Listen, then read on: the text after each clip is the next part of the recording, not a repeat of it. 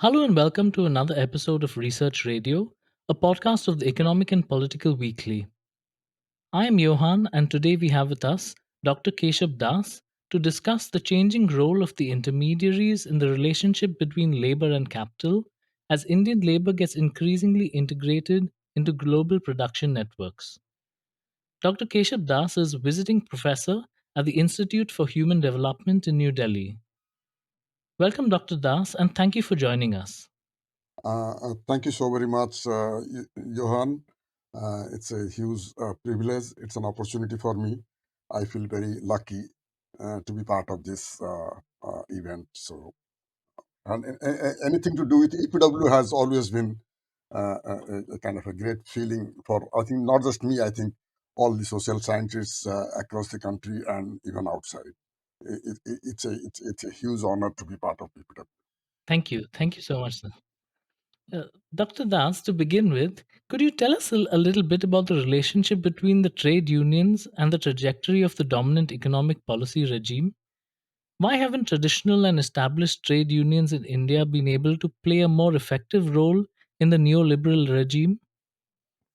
Um, See, if you go by the sort of history of what are known as the central trade union organizations, so I think we have a fairly strong, rich history, and also in terms of the major role that they sort of played.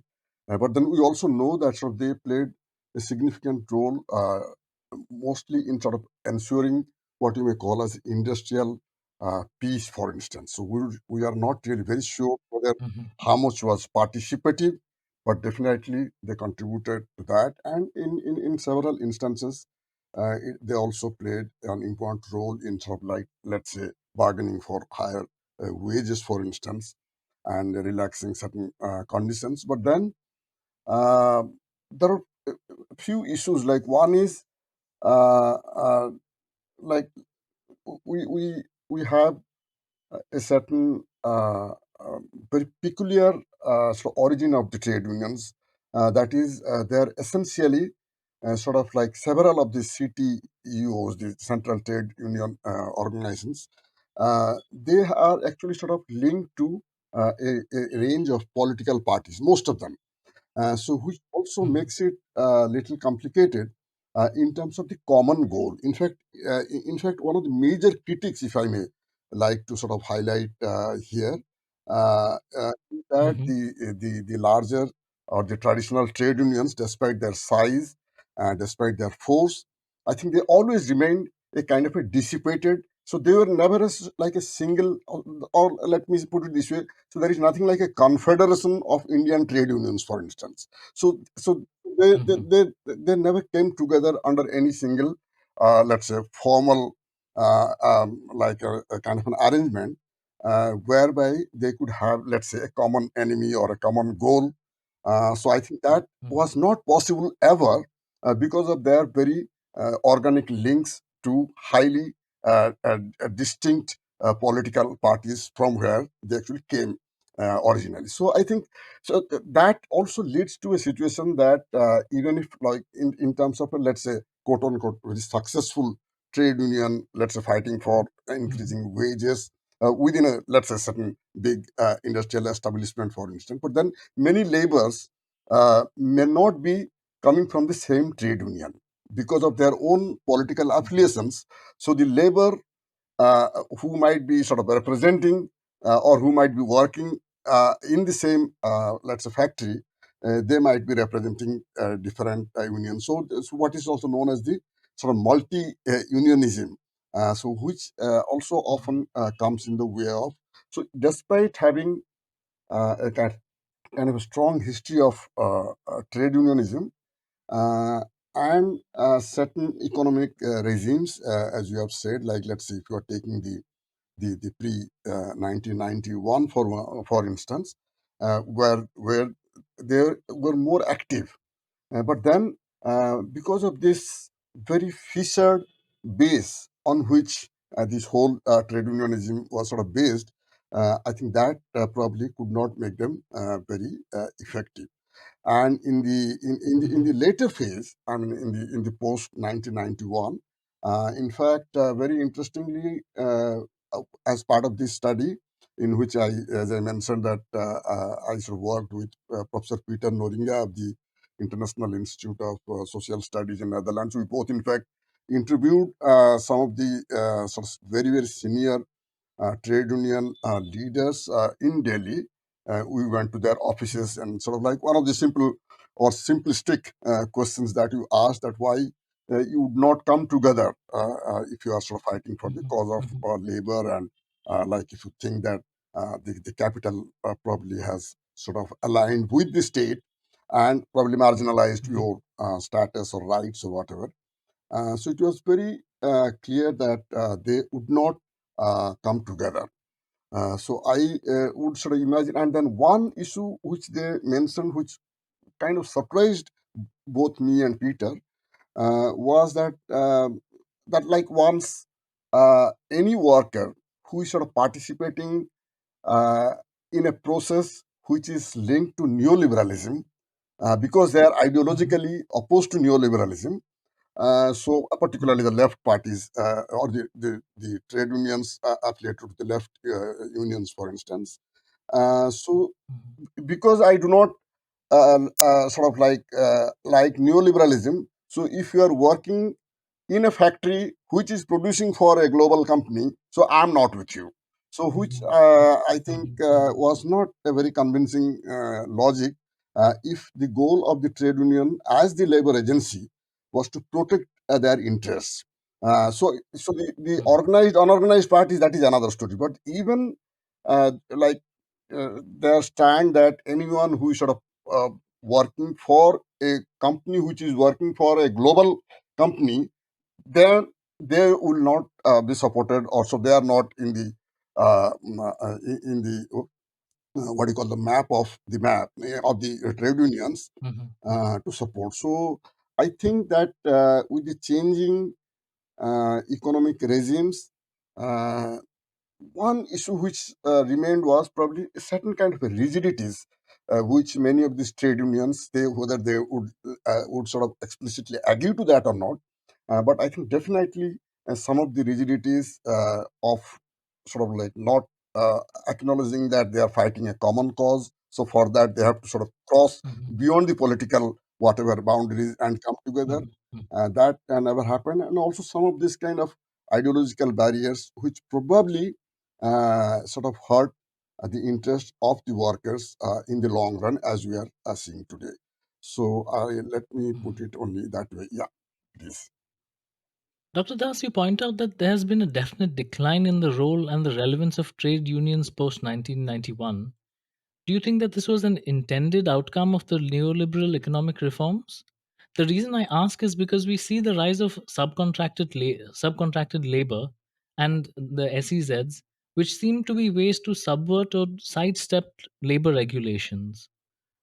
Um, Yes, I think in terms of a decline, I mean, not just the role and relevance, but I think if you sort of see the data, even in the paper what I provided, so there is a definite decline from 2008 onwards. In fact, that's what there is a sharp fall in that. Mhm, mhm, Um, so even if the number of trade unions had been sort of somewhat increasing up to 2008, beyond that there is a definite mhm, mhm, decline.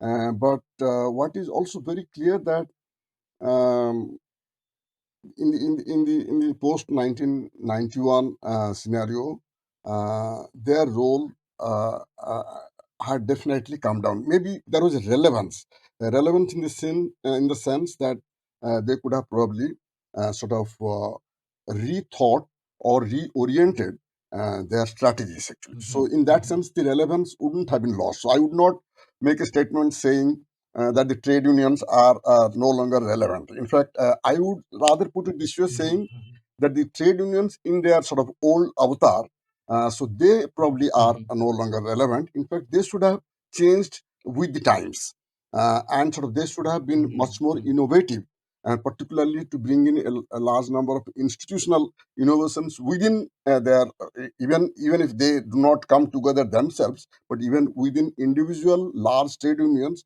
I think there was very little initiative to bring in sort of institutional innovations by which they could have still remained quite relevant in the sense, like as particularly in this paper that I'm talking about, the, the rise of the global production networks, for instance. I mean, that's a clear instance mhm, that mhm, from 1991 onwards, sort of you had a kind of a huge sort of open field for the private sector, both mhm, domestic and foreign, who have been coming, and then in a country where you have large number of people who are unemployed or underemployed, so you cannot sort of stop mhm, people from working, whether just because it is linked to some global company. You see, so there is a desperation, there is a need for mhm, job. mhm, So you cannot sort of stop people from working on certain sort of ideological positions that you might have sort of believed for a long time. So I think that was one of the mhm, major drawbacks. That's what I personally think, that there was very little mhm, introspection and there was very little action from the trade unions to respond to the changing needs. In fact, that is one of the reasons I think by which the so-called new trade unions, or the new, what I title in mhm, my title, old and new intermediaries, I'm saying. So the new actually mhm, refers to the kind of a declining sort of a lack of innovative thinking of the old, and not just the sort of physical mhm, number coming down, but I think they could not actually reinvent sort of themselves in a manner that they could have still remained extremely relevant, because it was very clear mhm, that in the new dispensation, the state was either sort of like sort of reducing its sort of role, its stake in the labor issues, and or the state was maybe colluding with the capital, like sort of explicitly or implicitly. So these were, and then you mhm, also knew that there are sort of certain uh, few large capital who were probably sort of dominating. And apart from this, a point which I have not quite sort of discussed in the paper, but I think is very important for us to note, is this whole role of new technology. The technology which was mhm, even in relatively smaller enterprises, like if you take the small and medium enterprises, forget the micro, even in small and medium enterprises, there has been a definite sort of increase in what you may call as automation, for instance, like several processes mhm, which have been mhm, sort of like uh, made mechanized, so that the requirement for labor, or requirement for sort of engaging labor on a regular basis has to come down. So these are actually the changes, whether it was technology, whether it was a kind of a new form of, or a new variety of capitalism in which the state and capital's roles were redefined. I think that is where probably the trade unions could not quite sort of rise up to the occasion to remain relevant. And in that process, the other sad scene, what really I find is, like, one is the very basic, uh, let's say, the interest in even paying, let's say, whatever their annual fees to be, because that is, it's very sad to see that there is mhm, a sudden drop, and because they are no longer paying the fees, and there was a definite decline in the membership. And so that also shows that maybe after about 15 18 years, so there was a sort of disinterest amongst the trade union themselves to remain sort of in a kind of a, like you remain in the formal registration of the trade unions. And there was very little demand mhm, from their mhm, side to even with the state, like the labor bureau, for instance, in Simla, which sort of brings out the trade union statistics. It's very sad that in 2023, as we are talking today, the latest data on trade unions, some very basic information on which actually I have drawn this graph there. So you get it mhm, only up to 2017. And in fact, that 2017 data came in 2021, and prior to that, for quite some time, the data was available only up to 2011. Like, for instance, in 2000 maybe 17, 18. When I was still working on this, I found data up to latest data was up to 2011. So what I'm trying to say, so there are Mhm, several other issues in which maybe the trade unions could have been a little more proactive. They could have demanded, mhm, or they could have sort of issued in the public domain in times of electronic media, etc. That these are the sort of like whatever the membership figures, and they could have countered, saying that when the trend has been like very disappointing, let's say even in let's say European countries, for instance, where there is a definite decline, but in India we still have sort of maintained, uh, or we have been growing or whatever. So I think that was a major setback for the Indian trade unions, because somewhere they could not even sort of remain on the map as sort of in terms of their visibility, forget about their action, mhm, uh, so that they could have been thought as relevant whenever there was a need.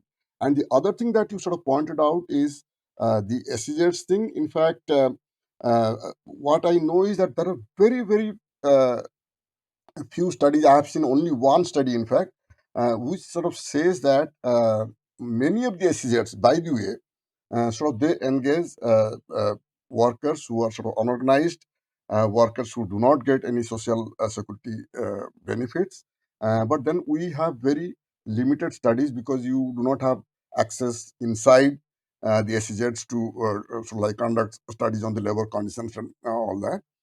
So I would sort of imagine that uh, at certain level, uh, the big capital has taken advantage of the sort of let's say growing disinterest of the large trade unions uh, to act as the labor agency, and also to take advantage of varieties of rules and regulations by which they could let's say um, they could sort of be more flexible in terms of dealing with workers. So the mhm, mhm, unorganized workers, and if you even see the annual survey of industries data for a long time, so you find mhm, even in the, which gives you the organized sector manufacturing data. So even in that, mhm, for a long time, like I have done some work on that. There are several other people who have done this. So there is a like a very clear distinction in terms of like the share of profits. So it's like it's a kind of an X, the share of profit going up, and the share of wages mhm, coming down. So that is one part very clearly seen. And the second thing is there is definitely a rise in contractualization in the so-called organized mhm, sector. So these are very clear trends, which I think unless the policy supported informalization, it wouldn't have happened. So, mhm, or in fact, in a very recent paper, which has come just published, in fact, in 2023 January, in a book called Global mhm, Labor in Distress. I have sort of titled that paper as that casualization as reform. So that was like it's about mhm, the state of labor in India, casualization as reform. That means the state has definitely sort of encouraged or sort of created space where casualization has been possible, and SEZs probably, because that's a big black box about which we know very little in terms of the labor practices there. So that's what mhm, I would say, mhm. and maybe a little more on GPNs later. Yeah. I'm glad you raised this issue of the unorganized sector because that was going to be my next question. And that is, as you mentioned, that it is this collaboration of the state to sort of make labor more uh, casualized that actually allows the labor to participate in the global production networks. But my question is it worth the cost? Because as you mentioned that there is a decline in terms of wages while there is a rise in the profits for the corporations. Uh, in fact, the whole participation in the global production network, uh, one has to be very, very clear that we are essentially talking about the dynamic part, is in tier 2, tier 3 firms actually. Mhm. So the much of the activity, and like for instance, if you take instances like leather goods, for instance, Mhm. instances like garments, for instance, and we have gone to sort of units in Agra, in Palar Valley in Tamil Nadu, where you have this sort of like large number of sort of like home-based leather workers. They are sort of producing for all the famous global brands that we have ever heard of and seen. So what I'm trying to say is that the original contract in a kind of a GPN framework, the original Mhm. contract between, let's say, whichever the buyer and the local subcontractor or the supplier, Mhm. so that may actually sort of show in terms of certain kinds of compliances, like in terms of certain product and process compliance. It might sort of show that okay, all the particularly the process compliance, because the process standards include the labor standards, working conditions, health facilities, what kind of let's say whether there is ventilation or not. So Mhm. varieties of these Mhm. environmental issues. So all that which comes under process standards are very much part of a contract in a global production network. Mhm. And what you typically find that the subcontractor whose name actually appears in the contract Mhm. uh, has actually, if I may use an expression like subcontracted Mhm. to hundreds of home Mhm. based units elsewhere who are sort of absolutely nowhere there in the picture. So there is no labor standards.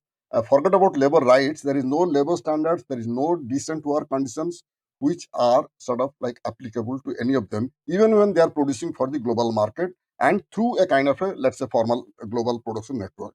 So it is in here that the role of the state becomes very, very important actually. Mhm. So unless so it is not just important to say, because the usual GPN walas, if I may call them, like those who sort of make a Mhm. strong case for GPNs. In fact, there are a large number of people Mhm. who have been very sort of vocal in talking about the GPNs, because they think so this is sort of coming under what we actually may describe as neo-localism. So this is a kind of a Mhm. say neoliberalism and neo-localism. So this by neoliberalism, of course, we all know, but then this neoliberalism also around, let's say, the late 1970s, early 1980s, almost around the same time when neoliberalism became Mhm. very active.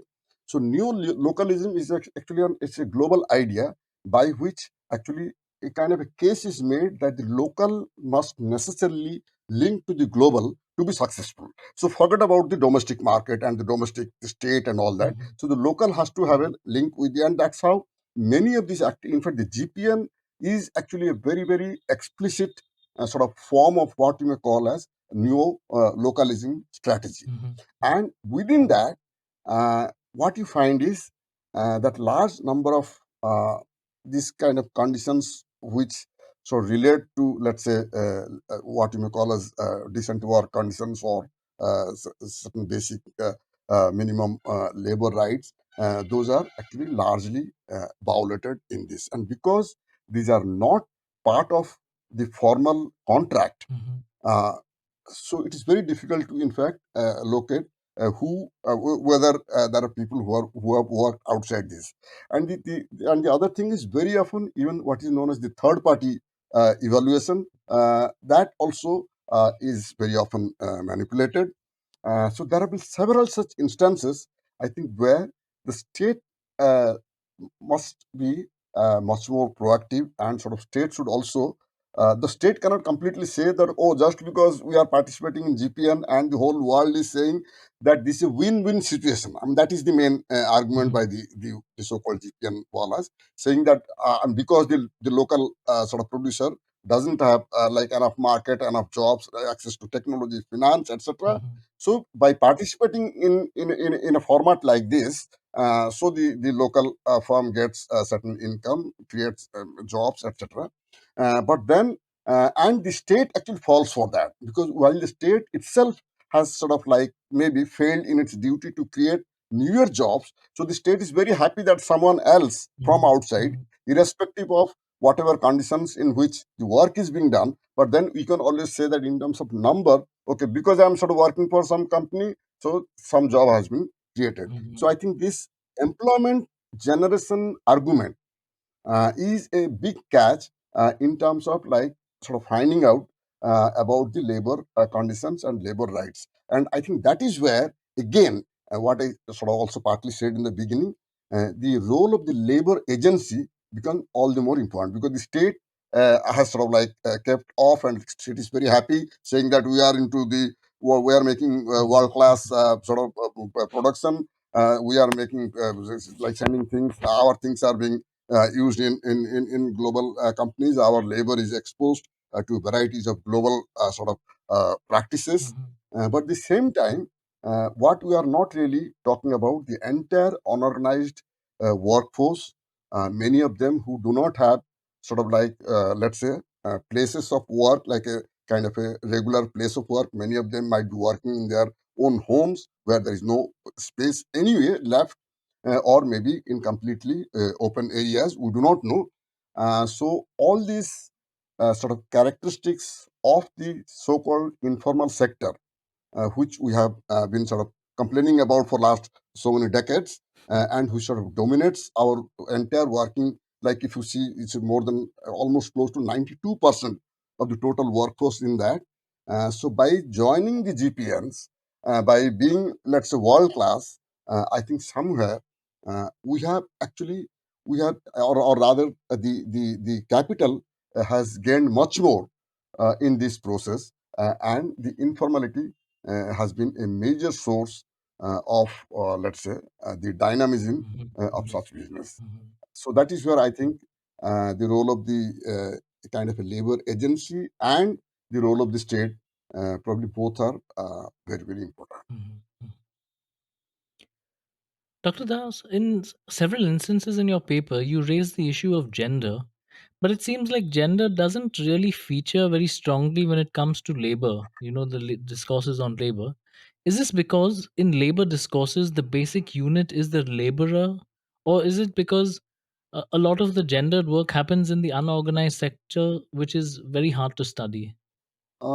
Let me sort of put it this way that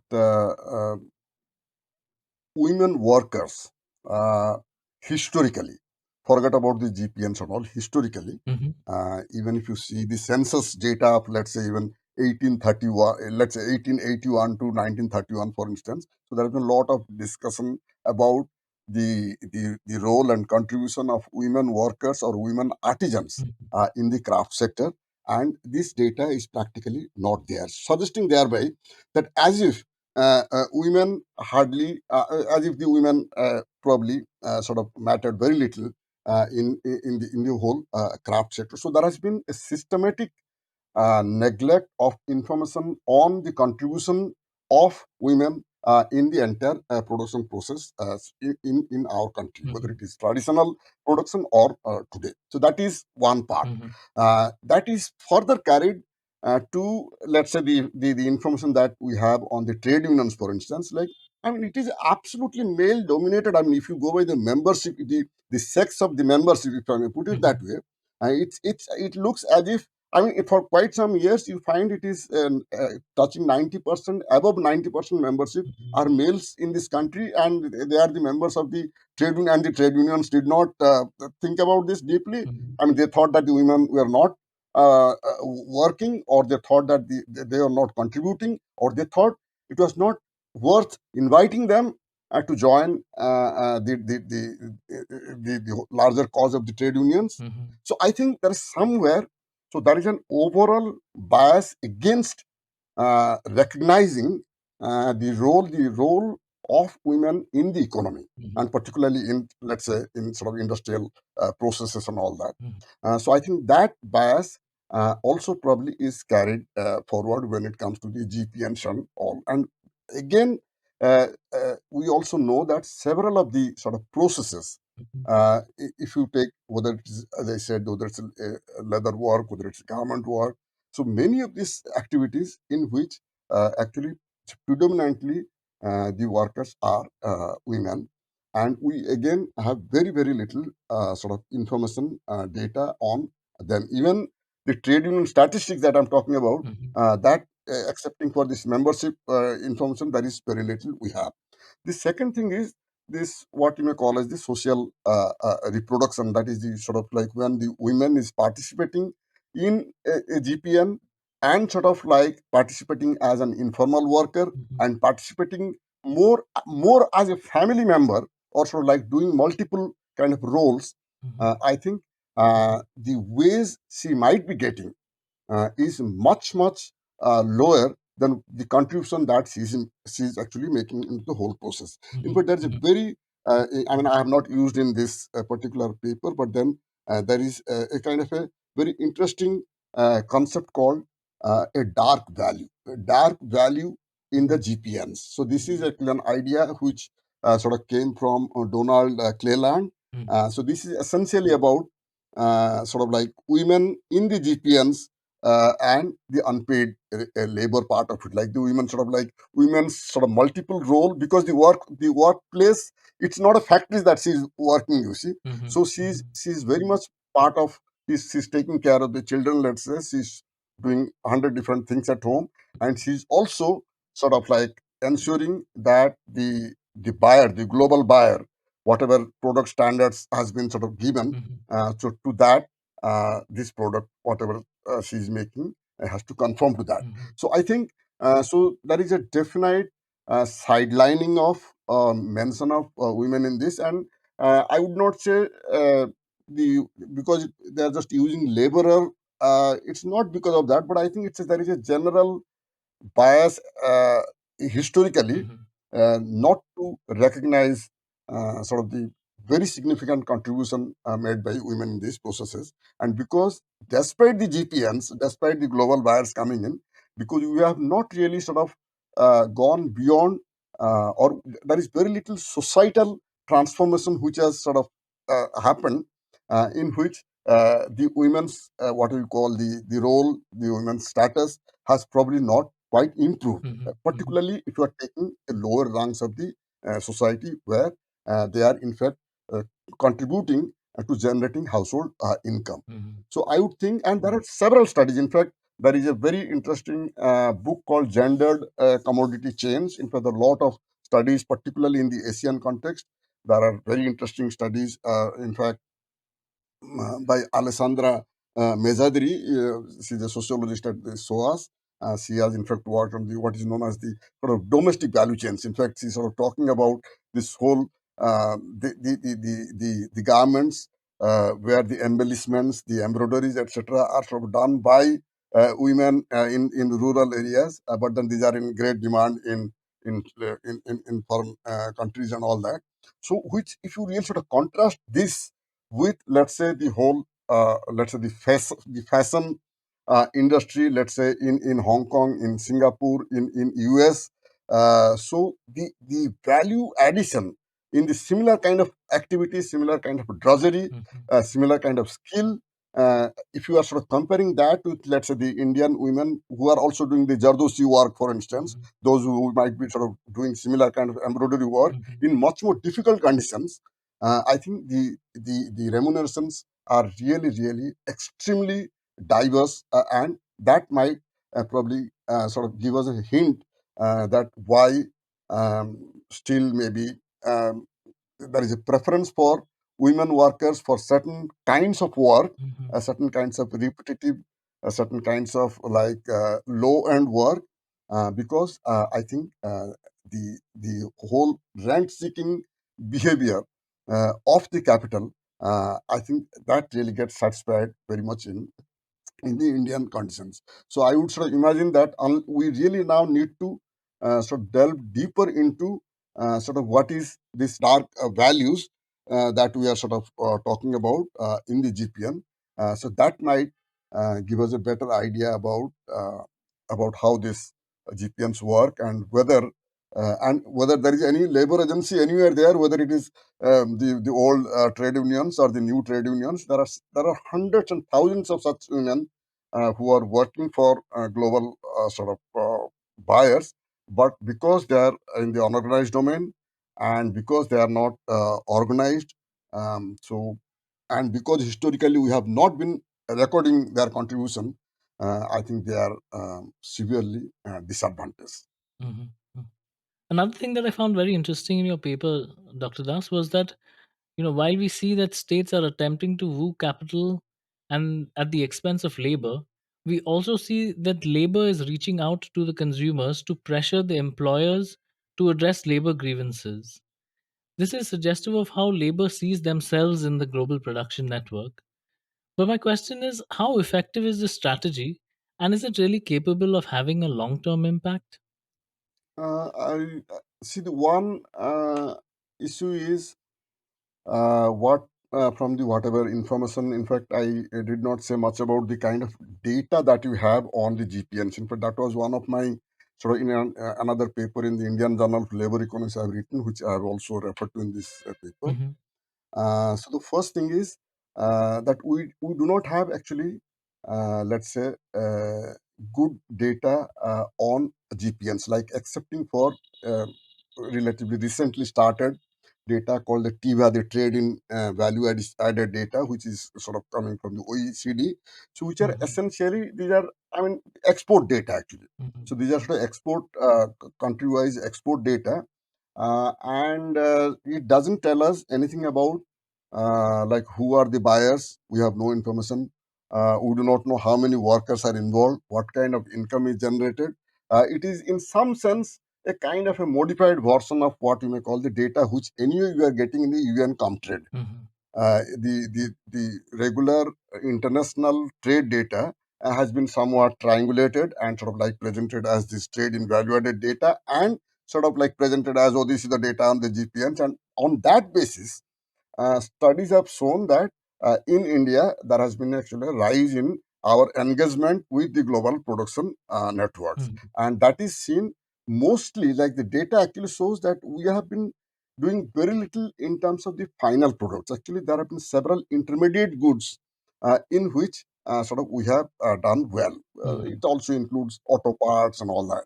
So we have very little idea about the labor component in those sort of products or those intermediate products, because we do not know anything. Hmm. The second thing is data also shows that there has been some kind of a decline in those products which were labor intensive. Hmm. So in fact, so there is a decline in that. So these are the two sort of like background information to tell us that we know nothing about the labor component in the in the products made for the global buyers Hmm. as per the official statistics. Hmm. But uh, and because it is mostly intermediate products, so I'm not very sure whether the consumer is able to figure out from, let's say, the labels on a final product, that okay, this sort of involved at some stage or some process of this or some task in this sort of whole manufacturing process Hmm. had involved, let's say, labor who were not provided one, two, three, four Hmm. social security benefits, etc., etc., or working conditions were not good. So I think that disjoint is very unfortunate. But that Hmm. is possible in some of the cases, like for instance, tea. Hmm. So there you can probably sort of think that because there are not too many processes, and there are not many too many processes which are not linked to labor, so you can probably relate, okay, there are so something to do with the product, maybe you can still link the labor. But then there are several other products where you do not know in which little thing the like the local supplier or the local worker from India might have contributed to a global, let's say, a kind of a Mercedes Benz, for instance. In Hmm. that car, in the seat upholstery making, maybe the Indian worker has contributed. But by seeing the car, I can make out that the Hmm. Indian worker has done this much. So it's kind of a little example I'm giving. Hmm. But nevertheless, having said all that, uh, it is a good sign. I mean, I can only say that much. But we also know that many of these workers would not uh, like, I mean, they would rather like to have the next job secured or next day's job secured than to be like sort of Hmm. making a strong case that a labor agency is formed, because that might disqualify them for the next Hmm. offer actually. Hmm. In Hmm. fact, this whole idea about If we are sort of like, if I may take about 1 or 2 minutes, Sure. mentioning about this DMIC, for instance, the Delhi Mumbai Industry Corridor, that we are doing very well. We are very happy about that and all. Mhm, So, and what is this? This is essentially a kind of a global production network idea, which essentially it's a JETRO, the Japanese External Trade uh, organizations. So they are the ones who are promoting a kind of, let's say, nodes or clusters along certain, whether it is passing through Gujarat or now it may touch Bangalore, Chennai, and all that. mhm, So what I'm trying to say, that all these sort of nodes of global production activities, or the, let's say, the Japanese companies, particularly in the auto sector, in the electronic sector, for instance. So they are going to be the lead player. So this is part of what is known as a flow chart concept to cluster development, and that is what they have sort of followed in the DMIC.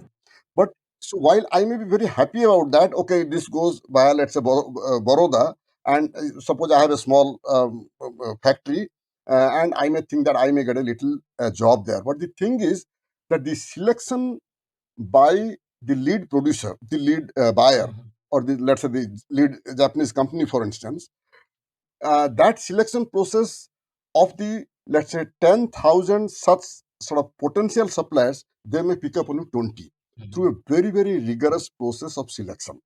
So just because you have a DMIC, just because the lead company is a Japanese one, with all that, the it doesn't really guarantee that I'm going to, and just because I'm a supplier sitting next door, so I may not be picked up, mhm, because there is a very, very strong process of selection of individual whoever suppliers. mhm, So that is one of the major sort of restrictive parts of this. And with this, it will be very difficult that um, that is, because the labor who might also be participating, there is no incentive for them mhm, in this very limited opportunity. So they have very limited incentive actually to look for connecting to a labor agency, mhm, mhm, or to approach, let's say, a consumer group or whatever, to sort of raise their issues. So that likelihood also is much less. So I would imagine that in most of these GPN frameworks, if you go to Tirupur, for instance, the knitwear clusters, which are the very famous, world famous, sort of like we are the major hosiery suppliers. And so these are again the places where you find it's very, very difficult. There is a huge chunk of migrant workers who mhm, have been coming actually from UP, from northeastern India, from Odisha. So they're the ones sort of who have been coming there, or they are actually, there are several sort of women workers who are coming from far off tribal areas. mhm, So these are all the people who would not be sort of like, the very basis is such that they will not like to be part of any, let's say, union, or so they would not like to join any labor agency for that matter. I think these are also sort of strategies of the capital, and I think at times maybe facilitated by the state, and that's how the GPNs are going to be very, very successful in the name of creating employment. mhm, mhm, So I would not imagine that the workers there will actually come together and sort of, let's say, mhm, mhm, form a group or bargain for something or look for a dynamic agency. This may not be in their interest, given the business arrangements, the way it has been made. mhm, mhm. Yes. That brings me to my final question, Dr. Das, and that is, you begin your paper talking about labor rights and then the new labor standards.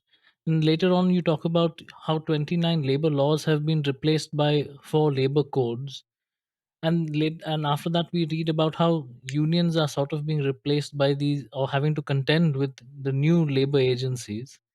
And what I'm interested in this change is this change of terminology, because it suggests a kind of watering down of the language of rights to make it more attractive to capital. Do you have any thoughts on this? Um, See, it is very, very clear that uh, the legal sanction Mhm. that the labor rights enjoyed Mhm. as part of law, even if there were several laws which were uh, probably not always implemented, and there have been sort of so much written about that. Um, but still, there was a kind of a sanction of law in terms of a, let's say, certain violation of it. Mhm. That it has uh, been watered down. There is absolutely no doubt about that. So whether we have sort of one is the interest of the capital in terms of like satisfying, because this is a kind of a global norm that if you are sort of entering into a global production network, then you have to really sort of ensure that the labor standards are maintained. So there are sort of certain minimum compliance that you have to make. So long as that is done through, let's say, many sort of do it through what is known as the consultants, Mhm. and sort of like there have been several sort of writings on this. That a very important role by the consultants who, in fact, sort of prepare uh, the the the compliance report, suggesting that okay, the labor standards have been sort of like Mhm. followed. So Mhm. once that is done, so there is very little that you can do in terms of like even if there is a violation, because the state has somewhat withdrawn. The trade unions have not been there because they think this is these workers are sort of like they are with the global capital, so they are not worth it. And the new labor codes, particularly as we know that there have been several ways by which like if you take, for instance, the code on wages and the industrial relations code, for instance. Mhm. So there have been several kind of a uh, old and new issues. For instance, in terms of the industrial relation code, so you have a different sort of threshold for laying off, for retrenchment, Mhm. and for occupational safety code. So you are only covering all the establishments, those who are having between 10 to 20 employed workers. Mhm. So essentially making it really sort of free for the capital to hire and fire in the name of productivity and in the name of generating more income for the country. Mhm. So I think uh, the making of the codes, there have been in fact huge number of articles written on this. We also know that um, that at least 70 to 80% of um, uh, the so-called regular salaried employees in the non-agriculture sector did not have a written contract, Mhm.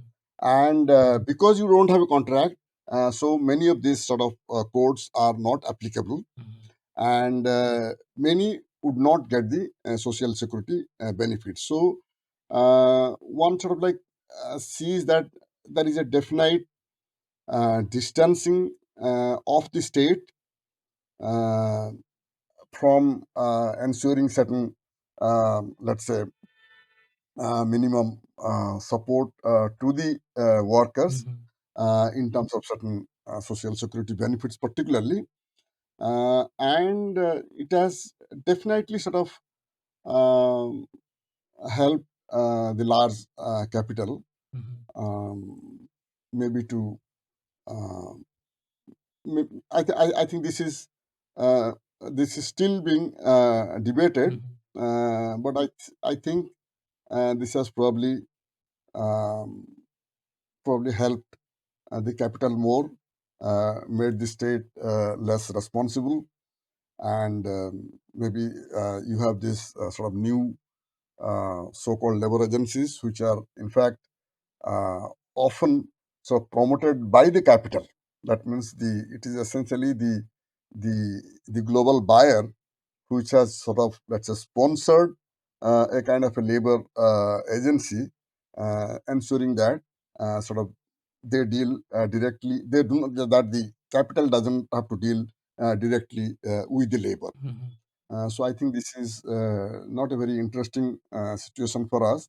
But having said all this, I also want to highlight that this is an area that is the GPNs in the Indian conditions. I think it still remains one of the there are very limited, detailed sort of let's say field level studies, Mhm, and probably we need more of that to sort of reflect better, and maybe we can contribute more to policy discourse. mhm, But at this stage, excepting for very few people who have done good work, but I think we do not, for as you were like mentioning of the SCZs, like the labor conditions in SCZs, for instance, mhm. is one of the very sort of little work has been done.